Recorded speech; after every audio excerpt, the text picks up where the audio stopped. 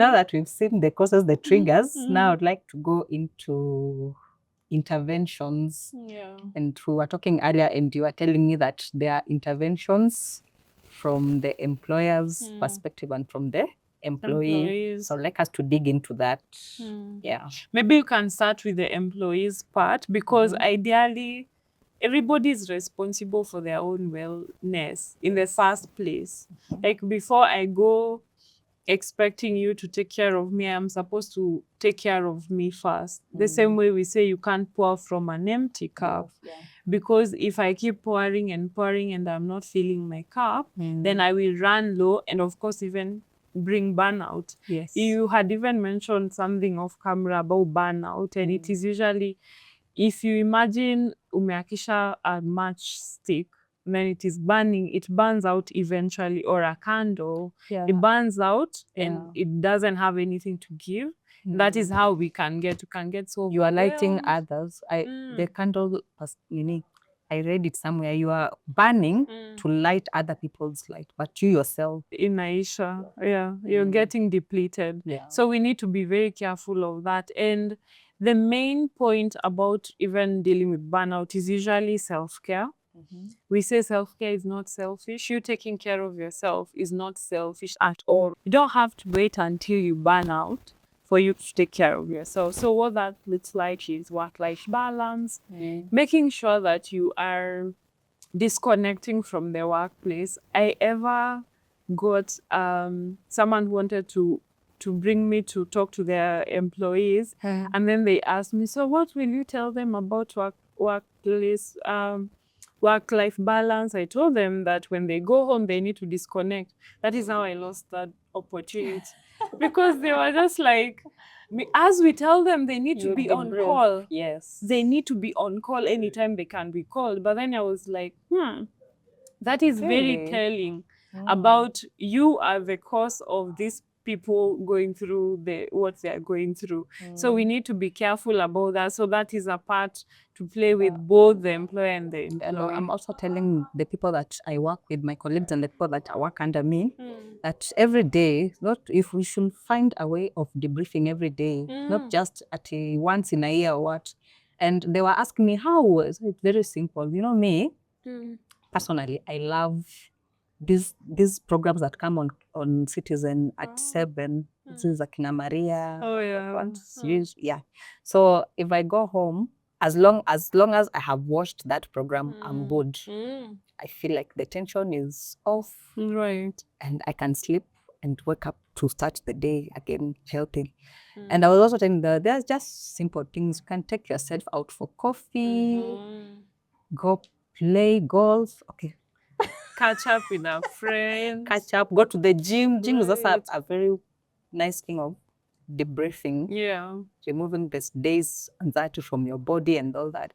So I was not telling, they were thinking that it has to be something big. Yeah. Even just playing Candy Crush on your phone. So those simple things, it doesn't have to be big. And then I was also telling them that they have to be very intentional about their mental health.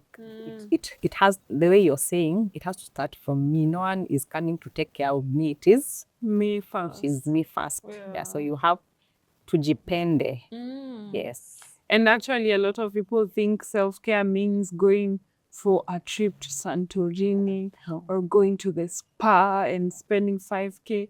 You can just take a warm shower after work and you feel good. And if you're wondering how that affects mental health, it is because, again, it usually has something to do with the brain chemicals. You feel nice. The other point is also, when you're doing these things, like the way you said, watching a show you love, your mind imetoka from the work, and then now it is settled. So all that stress that was there. The other thing maybe that you haven't mentioned, I like to encourage people, is to journal. And actually my planner has a part to journal. Like you just dump all the thoughts that you have. So, and so did this person gossiped about me. Even doing it with a spouse, a partner, a friend, in your book, it really helps so that you're not carrying yesterday's problems to today. So then now you are very fresh. Okay, I do it differently. I have my journal. However, in my journal, every day, every evening, I look at my day and I just find something that I want to give thanks for. Yeah, that's So it's my gratitude thanks. journal. It's my, I call it a Thanksgiving journal. So Yeah, every day, yeah. every day, I find something in my day to write. Yeah. And also at the same time, there is also other journaling of also how you're feeling. Yes. So whether you're feeling okay or sad or angry, every feeling is valid. Yeah. You just express it, especially for people who struggle to talk about their emotions, or they feel put like the they don't emotions on have pen. people who live alone like me. You live find alone. yes. Look, I am very happy. Really? But you find that you don't have someone to talk to. Yeah, So then you go either call a friend or now just journal. yeah. Okay. So those are some of the things that people can do. The other thing that I'm thinking about is boundaries. Yeah, setting boundaries. Personally, I have worked in workplaces that I have experienced those things. But I usually say also there are people who know they're people to manipulate or to abuse because they can get away with it.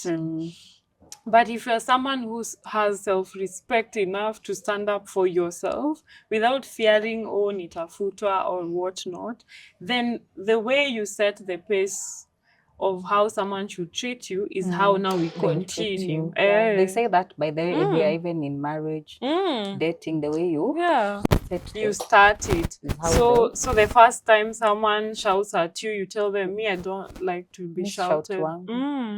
I can be able to hear when you say it. Yes. If this person continues, then you keep reminding them, then they will know by the Marianne is not to be shouted at. And you see, at the same time, we are usually afraid, well, what will they say about me? What if I lose my job? You know, also firing people as a HR, you know, it's very costly. So it's not something that they will just do just anyhowly. So just be confident in yourself. Practice it in the mirror.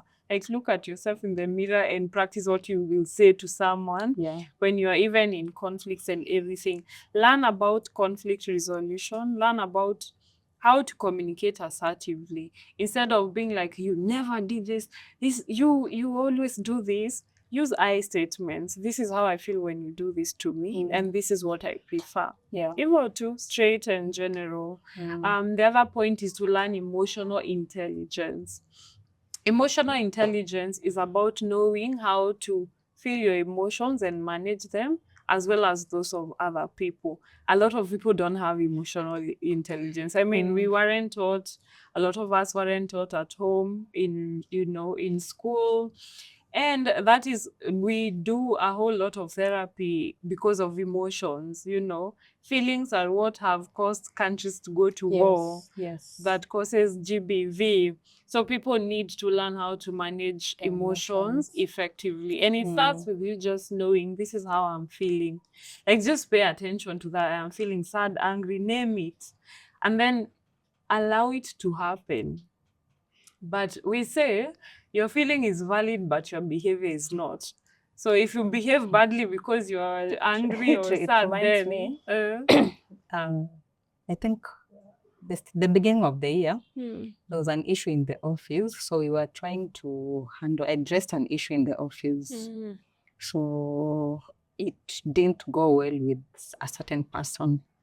So we were going for a meeting. We are in the lift.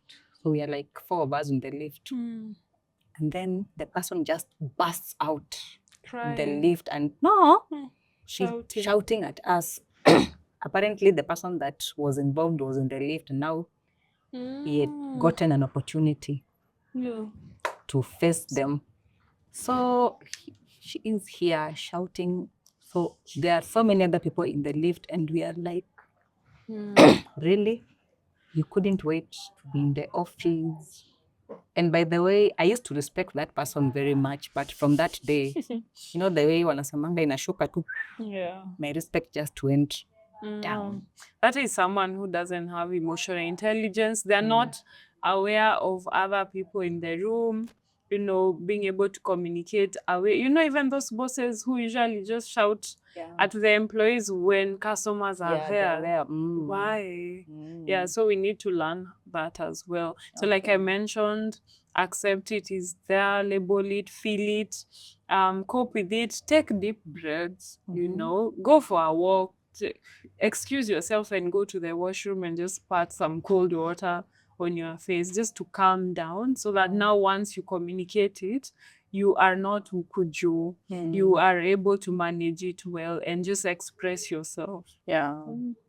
So that is from the employers. Employees. Employees. So we have seen the employees' part in what the employee plays in mental health. Now we want to see the part that the employer should play in making sure that there is mental health among the employees. It is an important topic because even when you think about it, in as much as we keep taking care of ourselves, do we also have the right systems? Even when you think about the current state of our country, I could be doing all the deep breaths, but then the economy is still pressing me down. So the same way also an employee could be taking care of themselves, they're doing their work-life balance, but then still every time they go, there aren't proper systems to maintain that. So every time I just keep being triggered and triggered and triggered. And so that is where the duty of the employers come in. Number one, we talked about workplace culture. So creating a safe and supportive work environment. How does that look like? Positive feedback.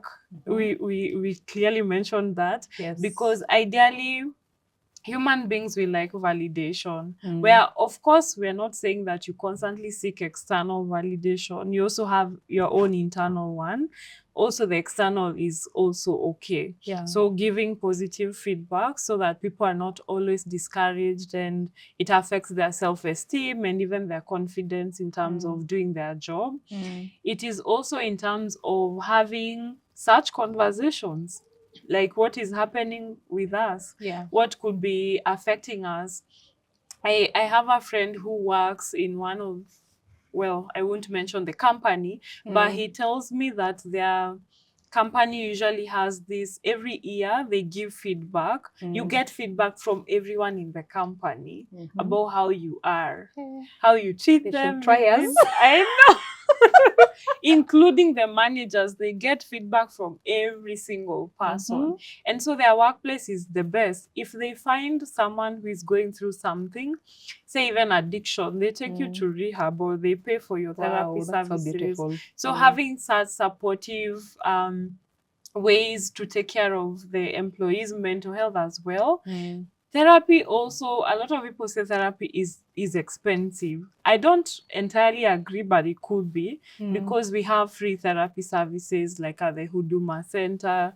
Red Cross Kenya has free services. But then also when it comes to the private world, we charge, personally I charge 2,500 for virtual sessions and 3K for physical. There's someone who can't afford that. And then also you find other therapists charging up to even 10K, right? So you find that if an employer can maybe pay for insurance, because insurances now cover. They cover mental health. They do. So such even SHA. SHA, I'm not sure, but NHIF had started. Okay. I don't know if it has transitioned into SHA, but the other insurances, the likes of Britam and all those, they usually support for therapy. So something like that, you see, if already I came in and I already have a mental health diagnosis, or even sometimes you don't even have to get a diagnosis for you to seek for help. Like sometimes you just want to perform better, right? Maybe I want to just be confident when going to approach clients so that I can bring in work at the workplace. Sometimes it's not just because I have problems that I have to seek help. It can even be just because I want to know myself more, I want to become self-aware, I want to improve. Because human beings, actually WHO says that when you have optimal mental health, you're able to deal with daily stressors. You're able to even live up to your fullest potential. And you know, it's a lot of people don't live to their fullest potential. We just do bare minimum and continue. So having such structures, I have worked with some organizations that actually have regular trainings on like what I mentioned about emotional intelligence. They call us in as the psychologists or even coaches. We talk about these things because, like I mentioned, we weren't taught at home nor at school. So we can learn them at the workplace. So having such programs on a regular, please, not ile team building ya December. I know. Do tunaenda play games and then also doing all these things. It will not work. Okay. So it has to be very regular, say every quarter, if not every month. Maybe every month we can do debriefs, check-ins, see how we are doing. I have worked also, I will mention them because I loved them. Light for the World is an organization. They told me they usually have a chief of happiness every month. Like this person is responsible for the happiness of their colleagues. Oh, okay. So they are taking care of them, they're checking in, they're making sure that you're okay. You see, having such structures can really help.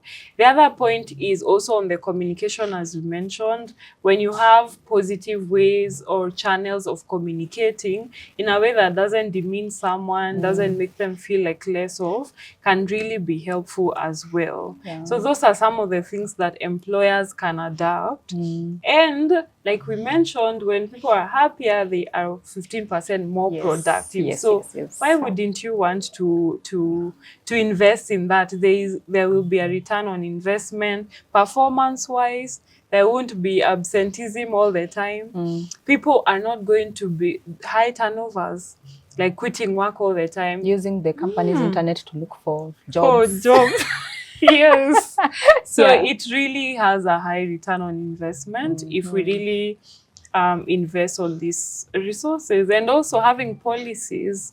Kama hizo, you mentioned about bullying, harassment, sexual harassment happens.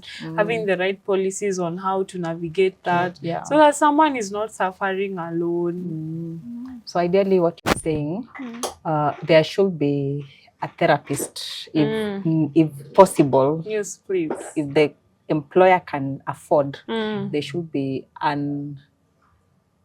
therapist in the workplace, like a permanent office. Today, if I want to walk in, there's somebody, and then to look also at work-life balance, work-life equilibrium, right? Because especially in offices where they do overtime, because okay, we are living in harsh economic times and we understand, but now utapata people are spending more time in the office and the family is lagging, or depending on also the other situation, maybe there are so many problems at home, they'll be spending more time at home as compared to their work, and then again they'll be affected, they'll be terminated, there'll be disciplinaries and all those things.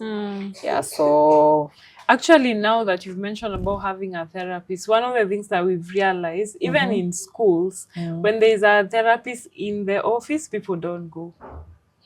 Because they feel like, see, you know me, there's something we call dual relationship in therapy. Like, I'm not supposed to have any relationship with my client outside of the therapy.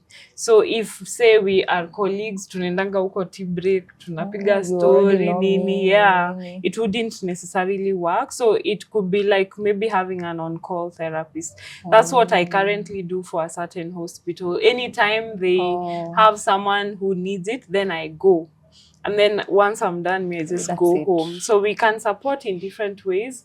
The therapy for individual. We can also do a group debrief. So say, like in the hospital example, they've lost a patient or something happened. They just come and talk about that and really process what has happened so that they're not traumatized in the long term.